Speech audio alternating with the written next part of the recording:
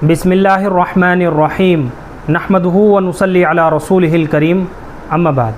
मोहतरम नाज़रीन इकराम, एक साहिबा हैं मरियम नरगिस, इनकी जानिब से कमेंट है मीनिंग ऑफ अलवी, क्या ये बच्चे के लिए अच्छा नाम है?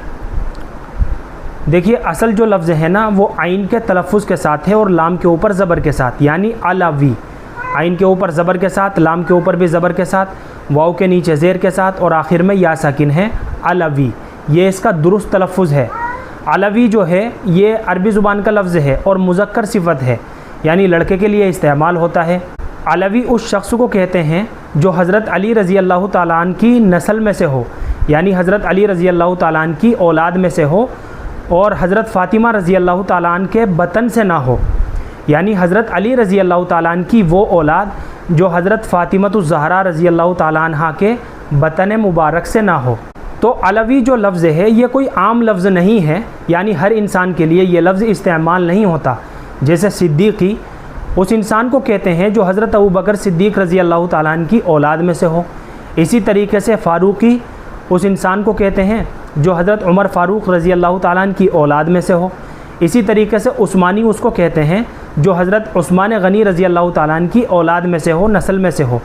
और अलवी जो कहते हैं, अलवी उस इंसान को कहते हैं जो हज़रत अली रज़ी अल्लाह ताला अन्हु की औलाद में से हो। तो इसका मतलब जो है बिल्कुल वाज़ेह है और साफ़ है, ये लफ्ज़ जो है ये हर इंसान के लिए इस्तेमाल नहीं हो सकता। इसके अलावा अल्लाह के नबी सल्लल्लाहु अलैहि वसल्लम की एक हदीस है जिसमें अल्लाह के नबी सल्लल्लाहु अलैहि वसल्लम ने इरशाद फरमाया कि जो इंसान अपने वालिद के अलावा किसी दूसरे की तरफ अपनी निस्बत करे ये जानते हुए कि वो मेरे वालिद नहीं हैं, तो ऐसे शख्स पर जन्नत हराम है। बाहर कैफ ये मैंने आपको मुख्तसर सी मालूमात बताई है अलवी नाम के ताल्लुक़ से।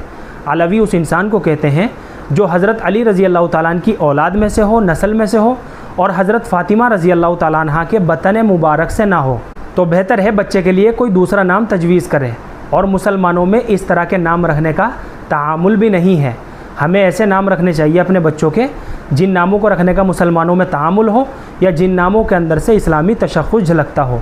इसके अलावा आप सहाबा इकराम के नामों में से रखें, अंबिया इकराम के नामों में से रखें, और भी अच्छे माना वाले इस्लामी नाम आपको मिल जाएंगे।